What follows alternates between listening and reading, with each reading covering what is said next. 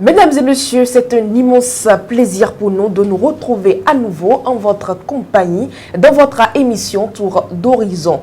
Tout de suite, faisons la revue des titres avec Charles Alban Daoui. Fidèle internaute de Guérite TV Monde, bonjour. La revue des titres de ce mardi 10 octobre 2023 démarre avec le quotidien Maison La Guérite. Décès de Eric Rontonji, une délégation du BR au chevet de la famille éplorée. Match de gala du mouvement TOB à Parakou. Kader FC décroche le trophée. Phytothérapie, l'OMPI reconnaît les efforts de Raphaël Chidima. Quotidien Nasiara, démission de Oswald Omeki du gouvernement. Un affranchissement politique annonciateur de fissures cœur du pouvoir. Velléité de révision constitutionnelle, l'article 44 dans le viseur. Le matinal, lutte contre la cybercriminalité, grosse moisson de l'OCRC à Parakou, 32 présumés brouteux arrêtés, plusieurs objets saisis. Remobilisation de militants, suscitation de candidatures et remaniement technique. 2026 agite le landerneau politique. La boussole, cacophonie des ambitions présidentielles au sein de la mouvance, la rupture face à l'équation du choix d'un dauphin. Talent véritablement en difficulté. Matin libre, Bénin, injustice dans les programmes de protection sociale. Qui est responsable? Point d'interrogation. Le Canada du Nord, pour avoir suscité la candidature du ministre Wadaï pour 2026, un jeune acteur politique de Parakou devant la criette.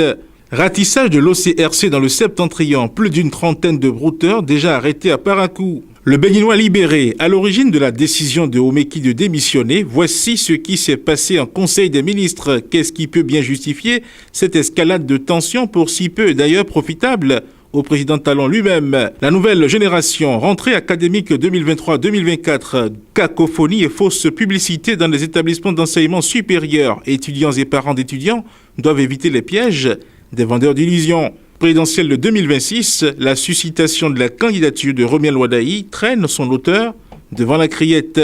Retour au quotidien maison, intégration économique au sein de l'UEMOA, de jeunes talents pour promouvoir les exportations. Et pour finir, émission, la position de Guérite TV Monde, la démission de Omeki décryptée. Ce mercredi, fidèle internaute de Guérite TV Monde, ce sera tout pour la revue des titres de ce mardi 10 octobre 2023. À demain. Retrouvons à présent l'invité du 10 octobre 2023.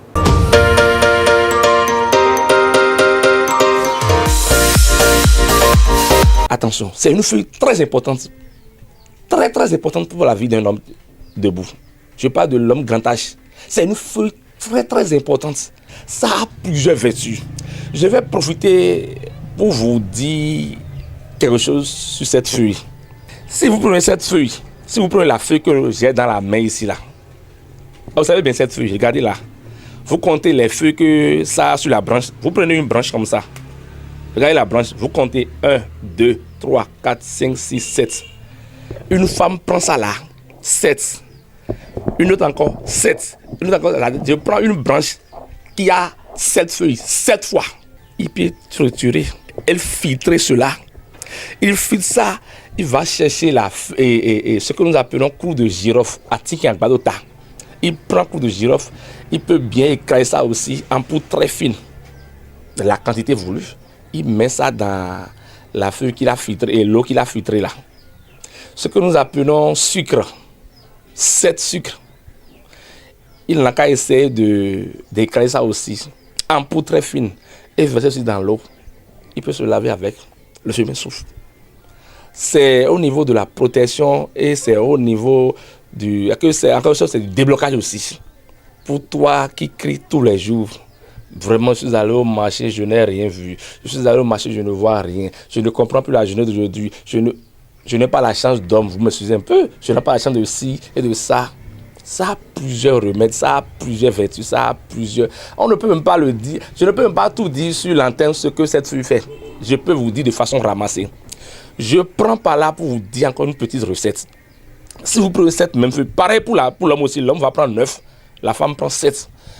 Si vous prenez cette feuille, la quantité voulue, et vous triturez, pour ceux qui, vous m'excusez un peu, pour ceux qui font l'amour, s'ils n'ont pas le savon qu'il faut pour se purifier, avec ça vous vous purifiez déjà, vous êtes déjà sain et sauf.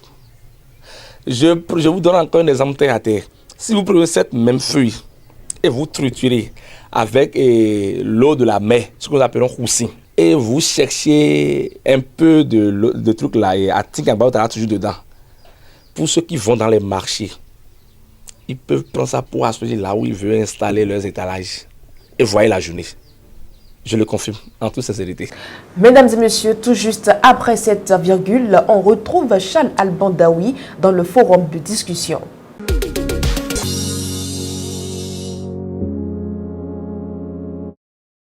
Forum de discussion du 10 octobre 2023, c'est avec Charles Albandaoui, comme je viens tout juste de l'annoncer. Charles Albandaoui, bonjour. Bonjour, c'est Tifat Karoui. Cour d'appel de Cotonou, la nuit du 26 au 27 septembre 2023 a vu le cambriolage du palais de justice. Eh bien oui, c'est le procureur général lui-même qui a porté l'information hier à la connaissance du grand public. Il s'est fait que dans cette nuit-là, vous imaginez, il dit que tous les bureaux ont été cambriolés, même celui du procureur général. C'est grave. C'est très grave parce que oui, quand on parle quand même de la cour d'appel de Cotonou, quand vous voyez le bâtiment, quand vous voyez son positionnement, là où ça se situe, c'est une institution, vous imaginez, une institution gardée par des militaires, et on dit qu'on a fait un cambriolage nocturne, eh bien, au cours duquel tous les bureaux ont été, comment dirais-je, visités par ces cambrioleurs-là. Et c'est des bureaux qui ne sont pas laissés ouverts, donc on a dû forcer. Et quand on force une porte, il y a forcément du bruit. On se pose la question, mais ils étaient où, les gardes? Ils étaient où, les militaires qui ont assuré la garde au cours de cette nuit-là? Ils étaient où pour qu'on dise que tous les bureaux ont été cambriolés? Et les intéressés ont opéré et ensuite sont repartis avec des objets. Parce que le procureur général a précisé, oui, que des objets ont été donc emportés par les visiteurs, ces visiteurs-là. Donc, la question, c'est de savoir, mais comment cela a pu se passer? Comment un cambriolage a pu être fait au palais de justice de Cotonou? Et le procureur ajoute que ce n'est même pas la première fois que ça se fait, qu'il se fait que, oui, l'institution fait l'objet de cambriolage, que les gens viennent dérober des climatiseurs, c'est des objets. Cela pose un véritable problème. Quand une institution comme la Cour d'appel, le palais de justice de Cotonou est victime d'un cambriolage du genre, vous imaginez qu'est-ce que le citoyen lambda comment peut se sentir le citoyen lambda? C'est la preuve de l'insécurité qu'il y a dans ce palais-là.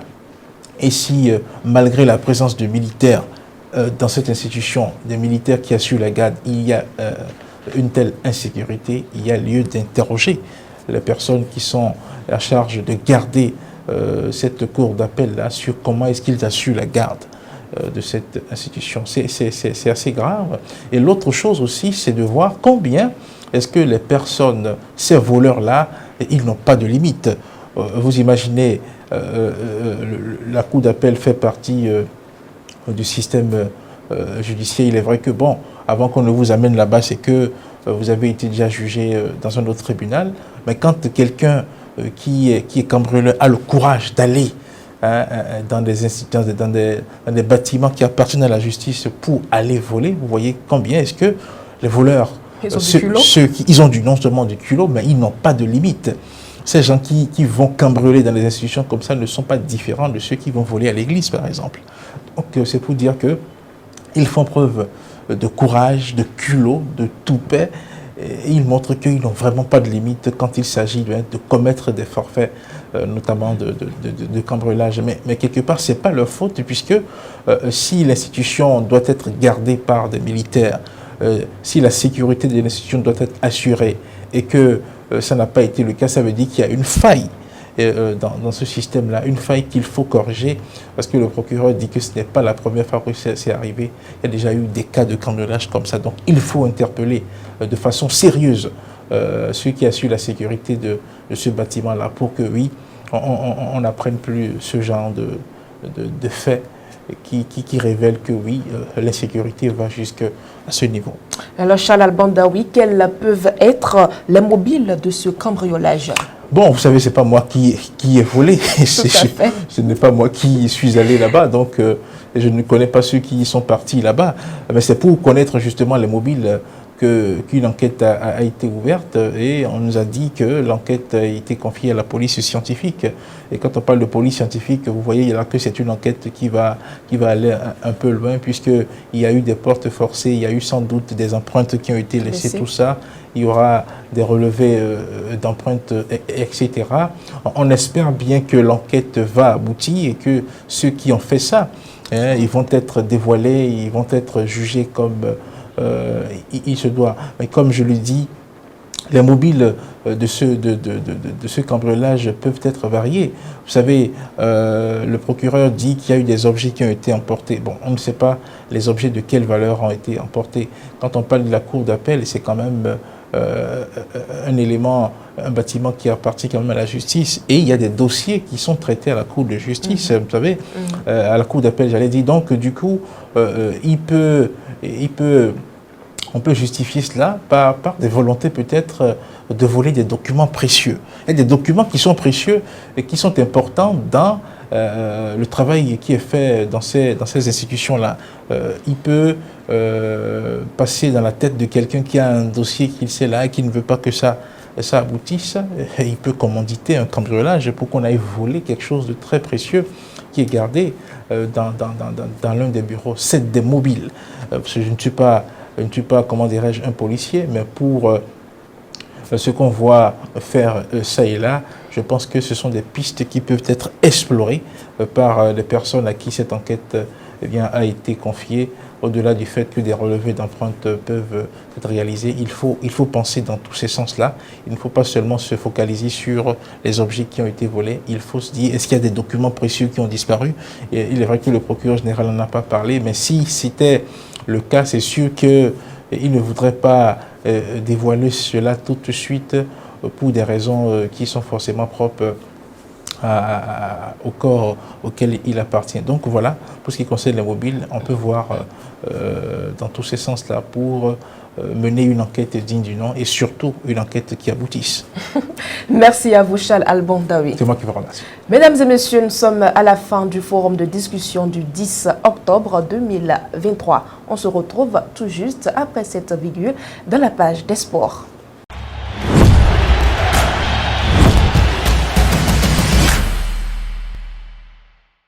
Une délégation dynamique du paratable tennis a quitté Cotonou ce lundi 9 octobre 2023, destination Lagos, Nigeria, afin de participer au tournoi international de para-tennis. Cette compétition se déroulera du 12 au 14 octobre prochain et réunira des sportifs venant de différents horizons.